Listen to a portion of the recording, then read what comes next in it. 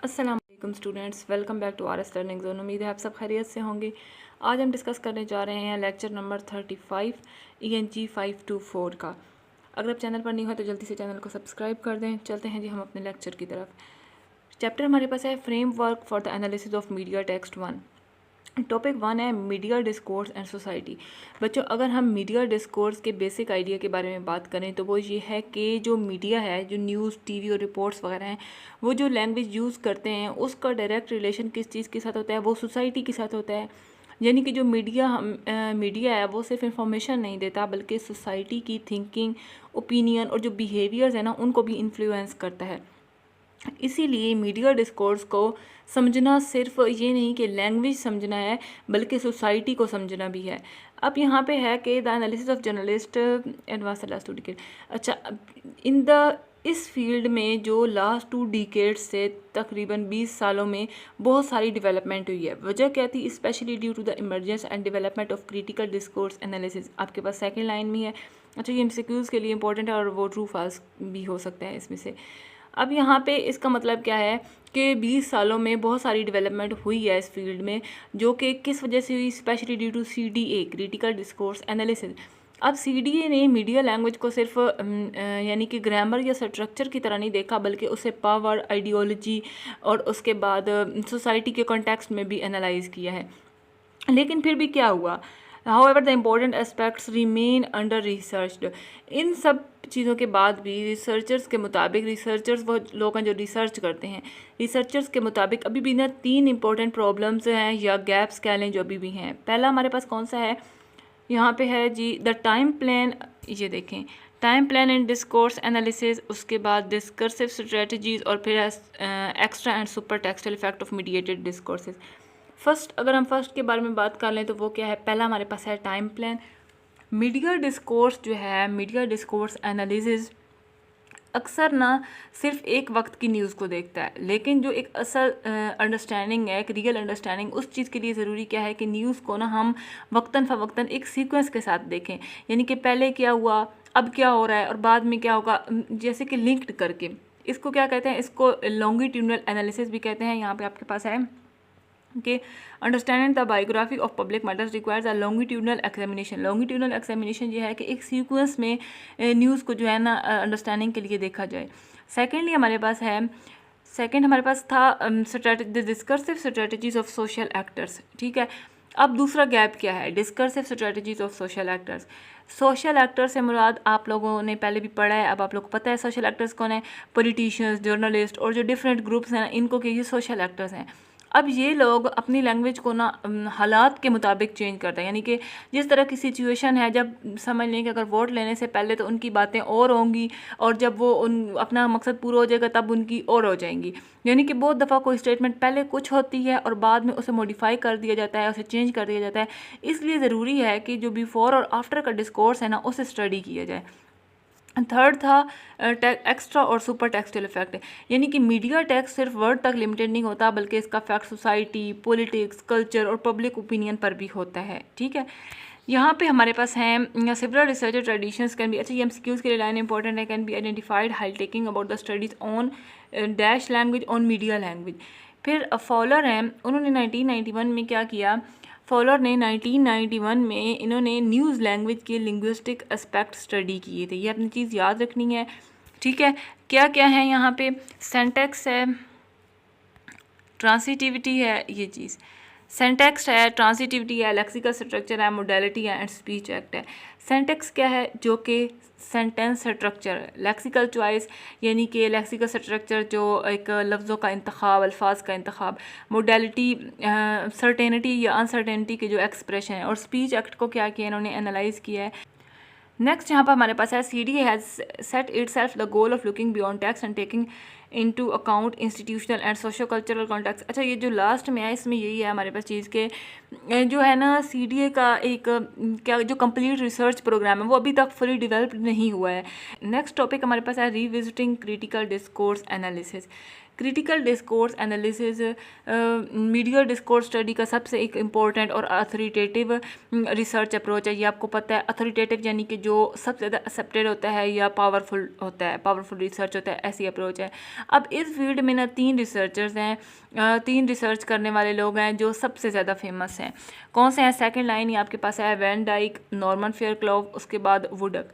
अब अगर हम इनकी बात करें, अच्छा ये जो तीनों हैं ना ये CDA के मेन रिप्रेजेंटेटिव हैं, मेन एक लीडिंग स्कॉलर्स हैं, नुमाइंदे हैं। इसमें ना जो वैन डाइक है और नॉर्मन फेयरक्लॉव है, इन्होंने मीडिया डिस्कोर्स पर सबसे ज़्यादा डिटेल्ड काम किया है। जब से आप ये 5 to 4 लेक्चर देख रहे हैं, इनके काम बहुत ज़्यादा है।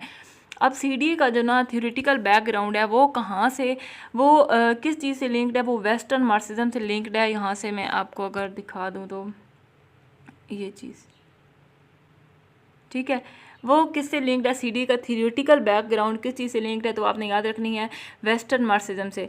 वेस्टर्न मार्क्सिज्म एक सोसाइटी और पावर को समझने का ना एक थ्योरी बेस्ड अप्रोच है, इस चीज़ से वो लिंक्ड है।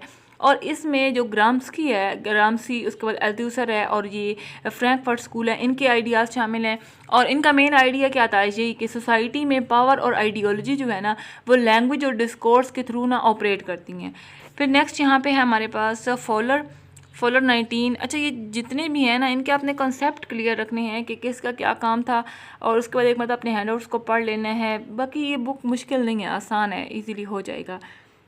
अब अगर नेक्स्ट हम देखें फॉलर पे थे, फॉलर CDA के एक यानी कि CDA के पहले काम करने वाले रिसर्चर्स हैं फॉलर, ठीक है।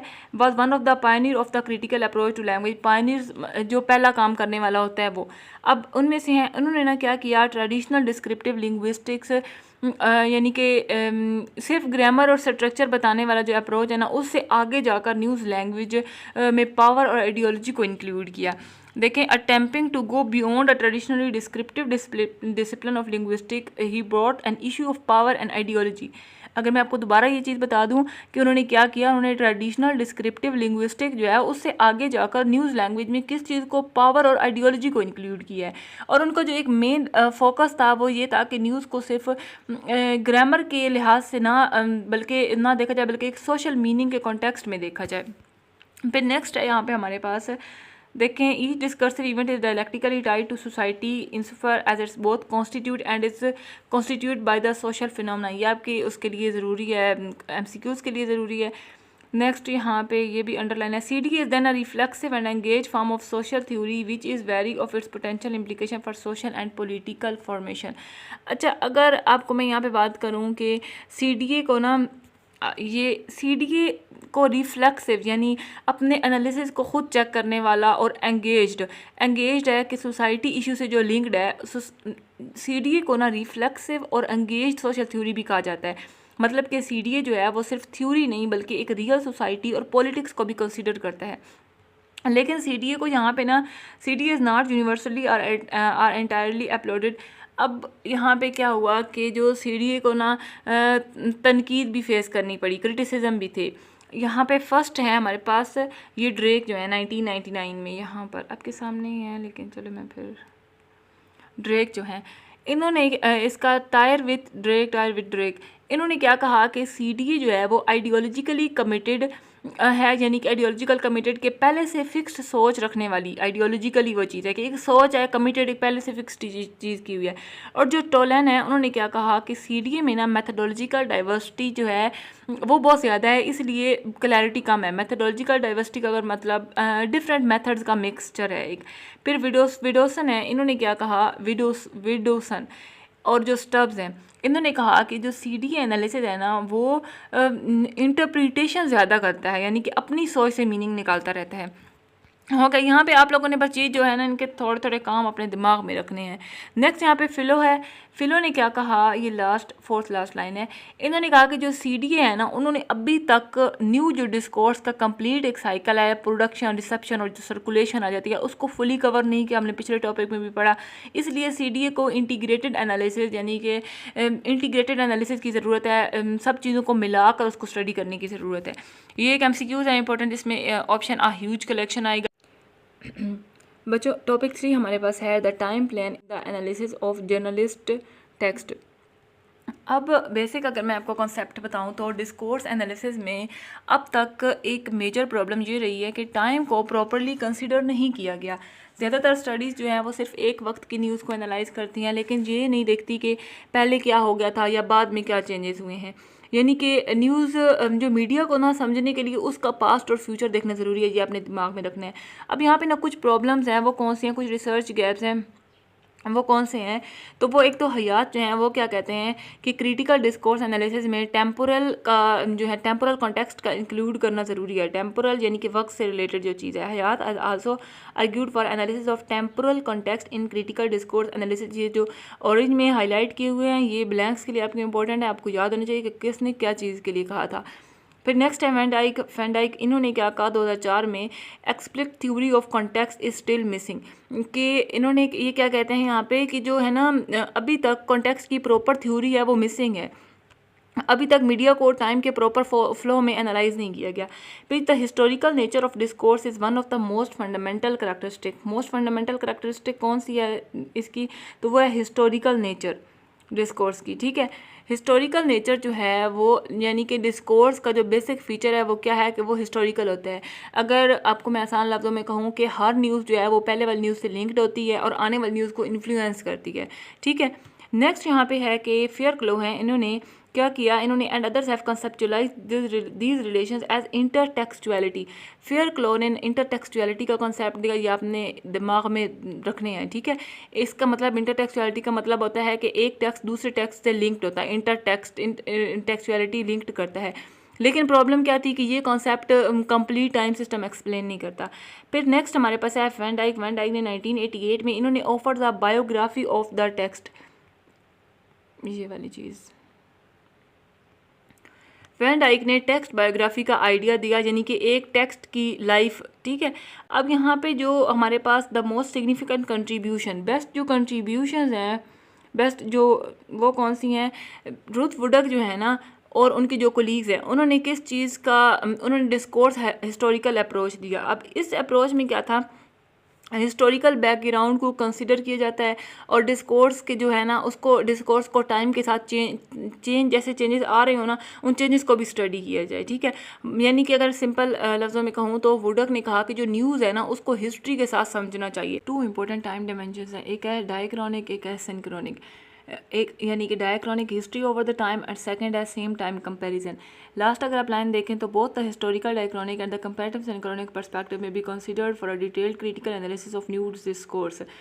यानी कि हिस्ट्री ओवर द टाइम क्या है कि पहले क्या था बाद में क्या चेंज हुए, टाइम के साथ न्यूज़ को की एवेल्यूएशन देखना, ये हमारे पास है हिस्टोरिकल डायक्रॉनिक। और सिंक्रोनिक क्या है कि एक ही वक्त में डिफरेंट न्यूज़ को कंपेयर करना, एक ही टाइम पर डिफरेंट मीडिया वर्जन कंपेयर करना।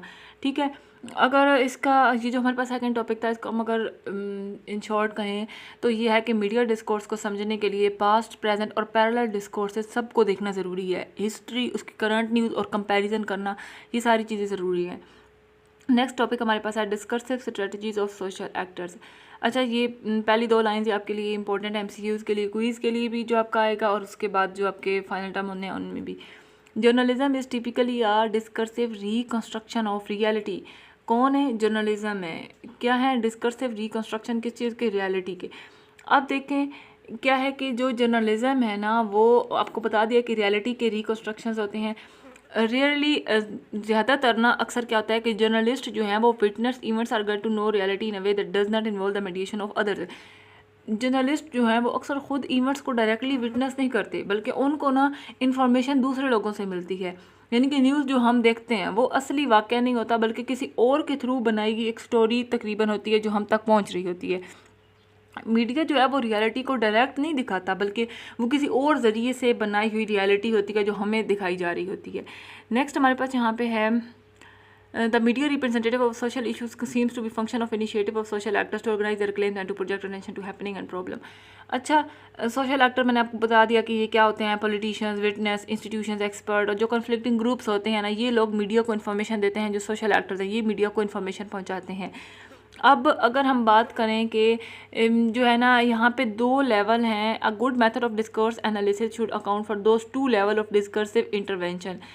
दो लेवल जहाँ पे दिए हुए हैं कंस्ट्रक्शन के, मीडिया डिस्कोर्स जो है वो दो लेवल पर बनता है। एक है सोशल एक्टर लेवल और दूसरा है journalist level. Social actor level और सेकंड कौन सा था, जर्नलिस्ट लेवल। सोशल एक्टर यानी पहले सोशल एक्टर्स अपनी बात को क्लेम या नरेटिव बनाते हैं, और जर्नलिस्ट लेवल में क्या है कि उसके जब ये कर लेते हैं ना, सोशल एक्टर का काम हो जाता है, तब जर्नलिस्ट जो हैं वो उन स्टेटमेंट्स को सिलेक्ट करते हैं, एडिट करते हैं, फ्रेम करते हैं। पहले लोग अपनी स्टोरी बनाते हैं, फिर मीडिया उस स्टोरी को और शेप करता है। ये चीज़, ये दो लेवल हैं डिस्कस इसके मीडिया डिस्कोर्स के, ठीक है। एग्जाम्पल की बात करें तो इम्पोर्टेंट एग्जाम्पल है वार सिचुएशन की। वार या कन्फ्लिक्ट सिचुएशन में हर ग्रुप्स है वो अपनी स्टोरी प्रेजेंट करता है, मीडिया फिर जो डिफरेंट वर्जन्स को पिक करता है और उससे ना क्या क्रिएट होता है, बाइस क्रिएट हो जाता है। अब यहाँ पे ना रिसर्च गैप, कुछ प्रॉब्लम्स आई स्टडीज़ में, वो कौन सी है, वैन डाइक कहते हैं इन्होंने ना focus on the journalist cognitive process on the journalist text but does not examine the previous discourse of an other social actors. जो है ना वैन डाइक, उन्होंने जर्नलिस्ट के कोग्निटिव प्रोसेस और टेक्स्ट पर फोकस किया, लेकिन पहले सोशल एक्टर्स के डिस्कोर्सेज को प्रॉपर्ली स्टडी नहीं किया था। इस तरह फियर क्लो हैं तो उन्होंने इंटरटेक्सचुअलिटी का कंसेप्ट दिया, लेकिन सोशल एक्टर्स की जो स्ट्रेटजीज़ हैं उनको फुली एक्सप्लेन नहीं किया था। डिस्कर्सिव स्ट्रेटजीज़ यहाँ पे है, तो डिस्कर्सिव स्ट्रेटजीज़ का मतलब क्या होता है कि डिस्कर्सिव स्ट्रेटजीज से मुराद है कि लोग अपनी बात को मीडिया में प्रेजेंट करने, लोगों का अपनी बात जो उनका बयान होता है उसको मीडिया में प्रेजेंट करने का एक स्ट्रेटजी क्या है, वो तरीका, कैसे वो रियलिटी को फ्रेम करते हैं, कैसे अपनी इमेज बनाते हैं, यानी कि लोग अपनी बात को मीडिया के लिए स्पेशल तरीक़ों से प्रेजेंट करते हैं। ये हमारे पास डिस्कर्सिव स्ट्रेटजी है, ठीक है। अब नेक्स्ट यहाँ पे हमारे पास extra and super textual effect of discourse. अच्छा, टॉपिक 4 जो हमारे पास आना वो यही है कि मीडिया डिस्कोर्स सिर्फ जर्नलिस्ट का काम नहीं होता, बल्कि सोशल एक्टर्स अपनी स्टोरी बिल्ड करते हैं, जर्नलिस्ट उनको सिलेक्ट करते हैं, उनको शेप करते हैं और फिर दोनों मिलकर रियलिटी कंस्ट्रक्ट कर देते हैं। हमने पहली लाइन में ही पढ़ा था कि journalism is typically a discursive reconstruction of reality. 5th topic हमारे पास है extra and super textual effect of discourse. अब अगर इस टॉपिक में इतनी ऐसी कोई ख़ास चीज़ है करनी चाहिए, नीचे से है, ये जो पहला नहीं है आप लोगों के पैराग्राफ, इसमें ना कुछ क्वेश्चन आएंगे, यानी अच्छा डिस्कोर्स का जो इम्पैक्ट है वो सिर्फ बोले गए लफ्ज़ों तक नहीं होता, लिखे गए लफ्ज़ों तक नहीं होता, बल्कि सोशल और पॉलिटिकल रियलिटी को शेप करता है, ठीक है। और यहाँ पे अगर हम जो कुछ क्वेश्चंस हैं वो कि रिसर्च ना कुछ सवाल उठाती है। पहला क्या है कि टेक्स्ट का जो पूरा डिस्कर्सिव फील्ड है उस पर क्या असर पड़ता है टेक्स्ट का, रिटन का, ठीक है। और मीडिया और स्पीच जो हैं वो सोशल इश्यूज़ को कैसे शेप करती हैं। देखिए what consequences do text have for the whole of discursive field. और फिर सेकंड क्वेश्चन है कि how does discourse impact on the shape on the evolution of social and political issues. यहाँ पर एग्जाम्पल है हमारे पास W. बुश की, जॉर्ज W. बुश। इनका ना वार ऑन टेरर जो स्पीच है उसने टेररिज्म के बारे में मीडिया रिपोर्टिंग और पब्लिक थिंकिंग को चेंज कर दिया था, ठीक है। ये आपने पहले पढ़ा हुआ है। फिर नेक्स्ट यहाँ पे, अच्छा यहाँ पर ना कैरवेलो हैं, इन्होंने किस चीज़ का कंसेप्ट दिया, डिस्कर्सिव इफेक्ट का कंसेप्ट दिया, ठीक है। डिस्कर्सिव इफेक्ट का मतलब क्या होता है कि वो ऐसे इफेक्ट जो टेक्स्ट से लिंक्ड होते हैं लेकिन टेक्स्ट के अंदर ना हो, टेक्स्ट से बाहर हो, यानी कि ये डायरेक्टर एक डायरेक्ट जो है वो एक एक्टर की बात का रिजल्ट नहीं होता, बल्कि बहुत सारे फैक्टर्स हैं उनसे मिलकर बनता है। अब वो फैक्टर कौन से हैं, वो फैक्टर हमारे पास हैं डिस्कोर्स स्ट्रक्चरेशन है, डिस्कोर्स इंस्टीट्यूशनलाइजेशन है और फिर क्लोजर है। अब पहले की अगर हम बात करें तो क्या है हमारे पास, डिस्कोर्स स्ट्रक्चरलाइजेशन है। इसका मतलब होता है, यानी इसका मतलब है डिबेट का डायरेक्शन कंट्रोल होना, एक स्पेसिफिक नैरेटिव सब पर डोमिनेट कर जाता है, ठीक है। अब 9/11 के बाद क्या हुआ, US गवर्नमेंट का डिस्कोर्स मीडिया में जो है वो क्या हो गया, वो डोमिनेट हो गया था। 9/11 का जो हुआ था, हमला हुआ था। अब एक साइड की यानी स्टोरी है वो ज़्यादा पावरफुल बन जाती है और बाकी सब ना उस चीज़ के जो बाकी सारे कैरेक्टर हैं, जो सारी बाकी कहानी है वो एक मेन कहानी के अंदर आ जाती है, एक मेन कहानी जो है वो डोमिनेट हो जाती है। फिर नेक्स्ट हमारे पास है देखें discourse structuralisation refers the process of domination of the term of debate. अगर आपके पास ये MCQ आ जाए तो डोमिनेशन को कौन सा जो है वो डिस्कोर्स रेफर कर रहा है, प्रोसेस ऑफ डोमिनेशन को डिस्कोर्स स्ट्रक्चरेशन है। सेकेंड हमारे पास है डिस्कोर्स इंस्टीट्यूशनलाइजेशन। ये क्या है, ये transformation of institutional structure and practice in a way that embodies a certain discourse, यानी कि जब डिस्कोर्स इंस्टीट्यूशन और सिस्टम में कन्वर्ट हो जाता है, ठीक है। लैंग्वेज और आइडियाज़ जो हैं वो लॉ और पॉलिसीज़ बन जाती हैं और ये कह लें कि सिर्फ बात नहीं रहती, वो लॉ और सिस्टम बन जाता है। ठीक है, नेक्स्ट यहाँ पे एग्जांपल जो दी है, one example is the adoption of legal instrument such as the US Patriot Act as a result of certain securitisation discourse on terrorism, कि यूएस पैट्रियट एक्ट जो यूएसए का लॉ वो टेररिज्म डिस्कोर्स के बाद introduce हुआ था, ये आपने याद रखना है।